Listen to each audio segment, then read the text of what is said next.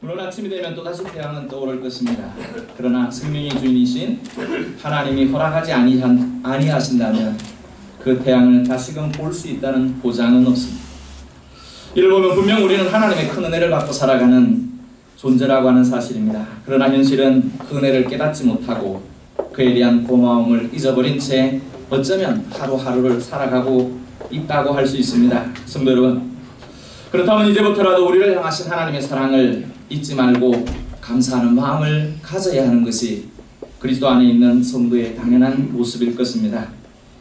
저 멀리 배는 나의 시온성 오 거룩한 것 아버지지. 오늘은 이곳 내일은 저곳 주복음 전하리라고 하는 순례자의 노래가 있습니다. 제가 이 필그림 선교교회를 이렇게 오늘 처음 와봤지만 생각해 보면서 강 목사님이 아마도 이 순례자의 노래처럼 그 순례자라고 하는 그 의미의 필그림이라고 하는 이름을 갖지 않았는가 하는 생각을 해봤습니다. 목사님의 사역이 어쩌면 순례자인지 모릅니다. 저는 자세히는 알지 못하지만 학교 다닐 때 함께 했었고 의성교회에 있을 때 간간히 뵙기는 했지만 다시금 이렇게 순례자의 역사가 어쩌면 지구를 돌아 이 자리에 정착을 했다고 할 수도 있고 앞으로도 계속해서 주님과 함께 순례 행진을 해야 될지라고 하는 생각을 해봤습니다.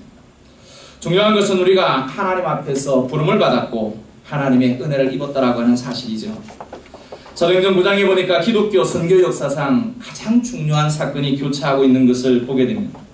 그것은 예수님의 수제자였던 베드로의 사역이 전성기에 달했고 동시에 이방 선교의 주역이 될 사울의 회심 사건이 사도행전 9장에 기록되어 있기 때문입니다. 특히 교회 박해라고 하는 살기등등한 발걸음을 재촉했던 사울이 복음의 위대한 수호자여 변증자로 바꿔졌다라고 하는 것은 하나님의 절대 주권의 역사였습니다. 일로 베드로가 유대인의 사도라면 사울은 이방인의 사도로 택함을 받았고 우리는 여기서 하나님께서 당신의 도구로 쓰실 사람을 얼마나 주도 면밀하게 준비하고 또 훈련을 시키시는가를 보게 됩니다.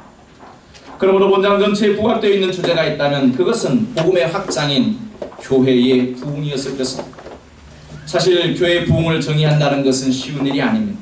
그래서 어떤 사람은 교회 부흥을 홍수에 비유하기도 하고 또는 불이나 전염병으로 비유하기도 합니다. 그러나 여러 가지 말 중에 가장 분명한 것은 교회 부흥이라고 하는 것은 교회는 사람들로 충만해져야 하고 사람들은 하나님의 은혜로 충만해져야 된다라고 하는 사실 때문에 부흥은 구원받은 자가 많아지게 하고 또 충만한 성도가 많아지게 하는 것이 분명히 부흥일 것입니다. 그래서 부흥이 우리에게 주는 유익은 한두 가지가 아닙니다. 그래서 이 시간 본문을 중심으로 성령의 위로를 체험하는 교회라고 하는 제목으로 말씀을 증거하고자 합니다. 첫째로 교회는 평안하고 든든히 세워져 가면서 점점 진행되어져야 한다는 것입니다. 여기서 평안하여라고 하는 말은 외부적인 박해로부터 안전을 누리는 상태를 가리켜 말합니다. 그리고 든든히 서가고라고 하는 말은 계속적으로 성장하고 있는 모습입니다.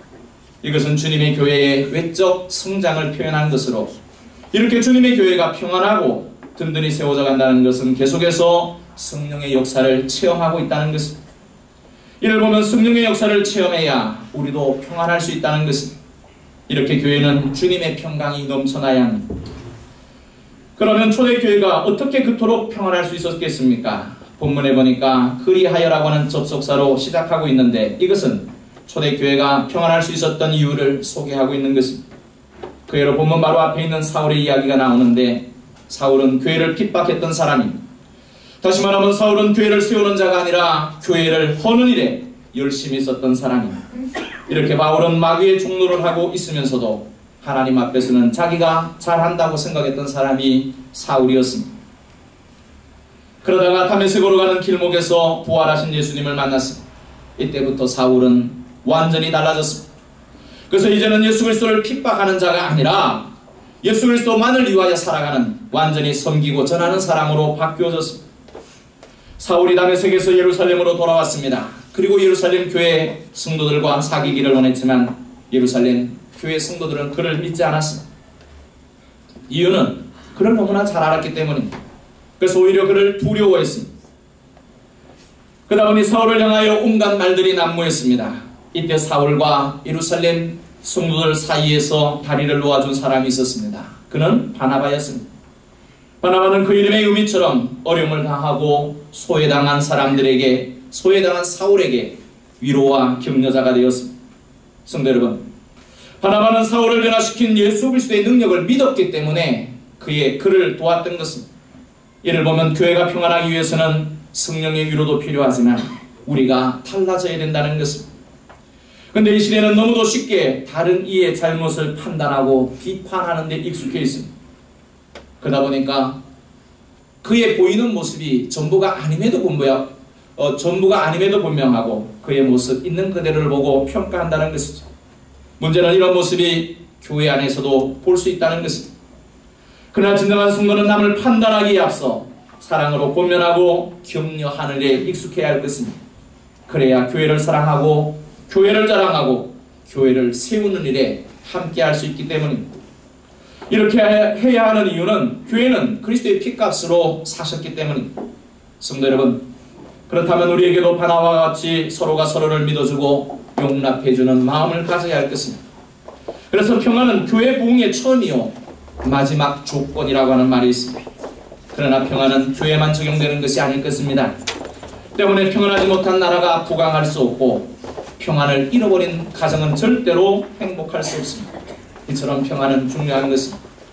그러므로 교회는 성령의 역사에 붙들려야 하고 교회는 성령의 역사에 붙들려야 한다고 했는데 이것은 교회는 인간의 노력에 의해서 세워지는 것이 아니기 때문입니다. 때문에 교회 속에서 사람의 소리가 크면 클수록 분란만 일어날 뿐입니다. 이유는 교회는 평안을 유지하려는 성령의 역사와 그 평안을 파괴하려고 하는 사단의 역사가 어쩌면 공존하고 있기 때문인지 모릅니다. 그래서 교회는 항상 말씀과 말씀 앞에 순종해야 되고 깨어 기도하지 아니하면 교회의 평안은 유지할 수 없다는 사실. 이를 보면 교회의 평안은 저절로 이루어지는 것이 아닙니다. 그래서 그만한 가치를 지불해야 하는 것입니다. 그래서 바울처럼 변화되는 성도가 있어야 하고 바나바처럼 이끌어주는 지도자가 있어야 할 것입니다. 이렇게 기도와 믿음이 더해갈 때 성령의 위로와 더불어 교회의 평안은 유지된다는 것이 오늘 본문의 가르침입니다. 두 번째는 주를 경외함으로 진행되어져야 한다고 했습니다. 여기서 경외한다라고 하는 말은 하나님의 임재를 의식하면서 두려워하는 마음과 경건한 행위로 순종한다라고 하는 것을 의미합니다. 한마디로 두려워한다라고 했는데 이것은 주님의 교회의 내적 상태를 보여주는 것입니다. 그러므로 성도의 모든 것은 하나님을 두려워하느냐 두려워하지 않느냐에 달려있다고 할 수 있습니다. 이유는 하나님을 진정으로 두려워할 때 열심을 낼 수 있고 충성할 수 있고 순종할 수 있기 때문입니다. 어른을 무서워하지 않는 아이는 방종에 빠진다는 말이 있습니다. 마찬가지로 하나님을 경외하는 마음이 사라질 때 그에게 있어서 신앙생활은 병들고 문제가 발생하기 때문입니다. 그래서 죄를 두려움 없이 짓는 사람들을 보면 하나님을 경외하는 사람인지 아닌지 의심이 가는 것은 당연합니다. 이유는 하나님을 두려워한다면 자연히 죄를 멀리하고 신앙의 고삐를 늦추지 않기 때문일 것입니다. 그런데 예수를 믿는 사람들 가운데도 하나님을 경외하지 않는 사람들이 있다는 것입니다. 이것은 그 신앙 속에 위선과 거짓이 깊어져 있기 때문입니다. 그러나 초대교회 성도들은 날마다 성전에 모이기를 기뻐했습니다. 또 모이면 열심히 기도했기에 그들의 찬송이 뜨거웠습니다. 또 사도들로부터 하나님의 말씀도 부지런히 배웠습니다. 그러다 보니 그들에게 사랑도 풍성했고 그래서 사람들에게 존귀와 그 다음에 칭찬을 들었다라고 했습니다. 이것을 보면 한마음 한뜻이 되어서 모든 재물을 통용하면서 자기의 것이라고 주장하는 사람들이 없었다라고 하는 것을 보면 그들의 삶이 얼마나 희생적이었고 헌신적이었고 사랑적이었는지를 보게 됩니다. 성도 여러분, 주기철 목사님이 산적은 교회를 건축하고 나서 헌당 예배를 드릴 때 세 가지 기도를 드렸다고 합니다. 첫째는 하나님이여 이곳은 하나님이 계신 전이 되게 해 달라고 기도를 했습니다. 둘째로 이곳은 만민이 기도하는 집이 되게 해달라고 기도를 했습니다. 그리고 셋째는 아무리 수가 많아도 바람 한번 불면 다 날아가 버리는 쭉정이가 모인 것이 아니고 수가 얼마가 되는지 간에 알곡들로 채워지는 교회가 되게 해달라고 기도를 했다고 합니다. 성도 여러분, 오늘 이 시간 함께한 우리 필그림 선교교회 성도님들 한 사람 한 사람의 존재가 알곡이 되어야 됩니다. 쭉정이가 되어서 사람들의 소리에 또는 수많은 환란의 바람에 이리저리 휘둘리는 자가 아니라 알곡이 되었습니다. 날마다 강단을 통하여 주어지는 하나님의 말씀을 통하여 익어가는, 그리고 하나님이 기뻐하시는 알곡으로 열매를 맺어야 될 것입니다. 그래야 할 때 이름값을 할 수 있다는 것입니다. 성도 여러분, 이것을 보면 우리가 하나님 앞에서 날마다 쭉정이가 되면 아무런 소용이 없지만 하나님 앞에서 알곡이 되고 하나님 앞에서 준비된 자가 될 때에 하나님이 그를 들어 사용하신다라고 하는 것입니다. 이를 보면 쭉정이는 소용이 없고 알곡이 되어야 되는 것이죠. 그렇다면 우리도 쭉정인지 알곡인지 항상 자기 관리를 잘하는 사람이 세상에서 성공할 수 있는 것처럼 우리가 예수 안에서도 내가 알곡인지 쭉정인지를 날마다 기도하면서 하나님 앞에 물어봐야 할 것이고, 주어진 하나님의 말씀을 통하여 날마다 채워지는, 그래서 쭉정이가 아니라 하나님 보시기에 귀한 알곡이 될 수 있도록 날마다 채워지는 그 일을 부단히 연습하는 성도의 삶이 되어야 할 것입니다. 분명한 것은 태양을 많이 받고 자란 나무가 또는 식물이 좋은 열매를 맺는다는 것처럼 마찬가지로 우리도 좋은 성도가 되기 위해서는 날마다 의의 태양이 되신 예수를 바라보는 성도가 되어야 된다는 것입니다. 마지막으로 성령의 위로로 진행되어져야 할 것입니다. 성도 여러분, 위로받기를 싫어하는 사람들은 아마 없을 것입니다. 그래서 남편은 아내의 위로를 원하고 아내는 남편의 위로를 기다리며 하루하루를 살아가는 것이 진정한 행복의 가정일 것입니다. 또 자식은 부모의 위로를 그리워하고 부모 또한 자식의 위로를 기대하며 살아갈 때에 그 가정이 진정한 사랑을 나누는 가정이 될 수 있을 것입니다. 교회에서도 마찬가지입니다. 그래서 예수를 믿는 이유 중에 하나가 위로받기 위함인지 모릅니다. 그러다 보니 서로가 서로를 위로하고 또 위로를 해야 되는데 어쩌면 우리는 위로하기보다는 위로받는 데 더 익숙해져 있는지 모릅니다. 근데 문제는 교회에 모인 사람들은 하나같이 더 많은 상처를 가지고 왔다라고 하는 사실. 그래서 위로받기보다는 위로를 기다리는 사람들이 어쩌면 교회에 하나둘 모여든다고 할 수 있습니다. 근데 인간의 위로는 궁극적인 위로가 되지 못합니다. 그래서 시간이 지나면 오히려 갈증이 더해갈 뿐입니다. 이를 보면 인간의 위로는 근본적인 위로가 아니기 때문에 임시 방편적인 위로에 불과합니다. 때문에 하나님의 위로를 바라는 신앙이 되어야 된다는 것이죠. 그래서 위로부터 주어지는 성령의 위로 받기에 더 익숙한 사람이 되어야 할 것입니다. 우리가 처음에는 사람의 위로를 통하여 이끌려왔다 할지라도 이 속에서 하루하루를 살아가면서 사람의 위로보다는 주님으로부터 주어지는 위로에 더 익숙해지는 성도가 되어야 된다는 것입니다. 이처럼 성령의 위로만이 영원한 위로이고 근본적인 위로라고 하는 것을 기억해야 합니다. 이렇게 사람의 위로와 성령의 위로는 다른 것입니다. 예수님의 수제자였던 베드로도 3년이나 예수님을 따라다녔지만 그러면서 많은 것을 보기도 하고 듣기도 하고 또 많은 가르침을 받았습니다. 그리고 부활하신 예수님을 만났습니다. 그럼에도 불구하고 그물을 들고 바닷가로 고기를 잡으러 갔던 베드로였습니다. 이렇게 베드로는 자기의 부족함을 잘 알고 있었기에 예수님의 제자로 살아갈 자신이 없었습니다. 그러나 그가 성령의 충만함을 받았을 때에 그는 달라졌습니다. 그가 성령의 위로를 체험했을 때에 그는 달라졌습니다.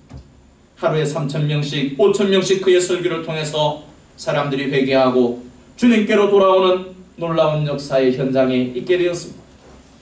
이것을 보면 이 모든 역사는 베드로가 설교를 잘해서가 아니라 성령의 위로하심이 그와 함께 했기 때문입니다.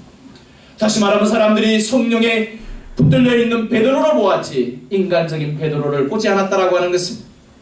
다시 말하면 성령께서 그에게 능력을 주셨음을 많은 사람들이 보고 이끌렸다라고 하는 것입니다. 분명한 것은 성령의 역사는 지금도 계속되고 있다는 사실 때문에 우리도 성령의 위로하심으로 충만해져 가는 성도가 되어야 할 것입니다. 그래야 세상을 이길 수가 있는 것입니다. 사랑하는 성도 여러분, 유대인들에게 집중된 사울의 초기 활동은 인간적으로 볼 때 실패인 것처럼 보였을 것입니다. 그러나 이방 선교를 성취하시는 하나님의 구원 계획에 따라 진행되어지는 삶을 살았습니다.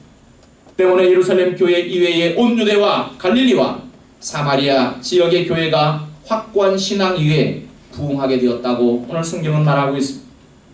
성도 여러분, 이를 보면 평안과 부흥은 우연히 주어지는 결과가 아닙니다. 그래서 복음을 위한 사울의 열정에 지지하고 믿어주었던 바나바의 믿음이 안디옥 교회를 복음의 전초기지로 만들었습니다. 우리에게도 이러한 복음의 열정이 있어야 할 것입니다. 그러려면 이제부터라도 나를 구원하신 주님의 사랑 앞에 겸손해야 되고 그 사랑을 우리의 가슴에 간직해야 할 것입니다. 우리가 그 사랑을 잊어버리면 우리의 삶은 세상에 메마를 수밖에 없지만 우리가 그 사랑이 충만해 있으면 세상 속에서 주님을 증거하고 주님의 사랑을 나타낼 수 있는 믿음의 화력소가 될 수 있을 것입니다. 성도 여러분, 어느 예화 집에 보니까 이러한 예화가 있었습니다. 어떤 꼬마아이가 자기 집에서 장난감 레고를 가지고 부지런히 무언가를 만들고 있었습니다. 그의 아버지가 신문을 보다가 궁금해서 가까이 가서 무엇을 만들고 있는지 지켜보았습니다. 그때 그 아이가 하는 말이 아빠 조용히 하세요 라고 했습니다. 저는 지금 교회를 만들고 있습니다 라고 했습니다. 그 아이가 지금 레고를 가지고 교회를 만들고 있습니다. 근데 그 아빠에게 조용히 하라고 했습니다. 그 모습을 지켜보고 있던 아버지가 한편으로 생각하니까 기특했습니다. 그래서 내가 교회를 만들고 있는데 왜 조용하냐, 조용해야 되느냐라고 물었습니다. 그때 그 아이가 대답하기를 아빠는 그것도 모르냐고. 교회 가면 많은 사람들이 졸고 있다. 그러니까 조용히 해야 된다는 거예요. 교회를 만드는 데 있어서 조용히 하라고 했습니다. 성도 여러분, 교회는 조용한 장소가 아닙니다. 교회는 북적대야 됩니다. 교회는 성령의 위로가 함께하기 때문에 사람들이 모여 북적대야 됩니다. 찬송의 소리로 북적대야 되고 기도의 소리로 북적대야 됩니다. 하나님의 말씀을 증거함에 있어서 북적대야 됩니다. 그래야 성령의 위로를 체험한다라고 할 수 있다라고 하는 것입니다. 만왕의 왕 되신 예수님이 우리를 우리의 죄로부터 구원하시기 위하여 이 땅에 오셨습니다. 저 갈보리 십자가 위에서 우리에게 모든 것을 주시고 죽으셨습니다. 영원히 죽지 아니하시고 다시 살아나심으로 말미암아 우리에게 소망이 되어 주었습니다. 성도 여러분, 그렇다면 우리가 날마다 그 주님으로부터 주어진 위로 앞에서 감사하고 기뻐하고 그래서 우리의 삶이 항상 예수로 말미암아 즐거워하는 삶이 되어야 할 것입니다. 우리가 예배라고 하는 영어의 단어는 worship이라고 합니다. 이 단어는 가치라고 하는 말에서 나왔다라고 합니다. 그렇다면 하나님의 가치를 하나님답게 인정해드리는 것이 진정한 예배가 될 수 있다는 것이죠. 다시 말하면 하나님이 마땅히 받으셔야 할 영광을 하나님께 제대로 돌려주는 것이, 그리고 제대로 돌려지도록 함께 모여 노력하고 그렇게 주님 앞에 영광을 돌리는 삶이 진정한 하나님이 받으시는 예배일 것입니다. 이렇게 초대교회는 평안의 길에 든든히 세워져 주를 경외했습니다. 거기에 성령의 위로하심이 함께했습니다. 그러자 놀랍게 그 교회는 부흥하는 역사가 일어났습니다. 성도 여러분, 설립 예배를 드리는 이 필그림 교회도 이렇게 성령의 위로와 역사가 함께하는 대장정이 시작되었습니다.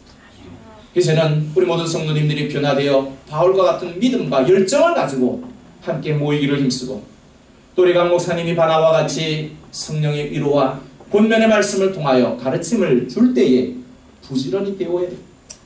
그리고 배운 대로 활용할 수 있는, 배운 대로 삶의 현장에서 살아갈 수 있는 능력자들이 되어야 된다는 것입니다. 이유는 믿는 자에게 능치 못함이 없기 때문입니다. 그렇다면 이 모든 역사를 이끌어가는 주권자가 전능하신 하나님이라고 하는 것을 인정하시고 이 필그림 선교교회의 성도 되었다라고 하는 자부심을 가지고 이 땅에 살아가면서 부끄러워하지 않는 인생이 되어야 된다는 것입니다. 그것이 날마다 우리가 나를 구원하신 예수님을 시인하고 하나님 앞에서 나의 나 된 것이 하나님의 은혜라고 하는 것을 고백하는 삶일 것입니다.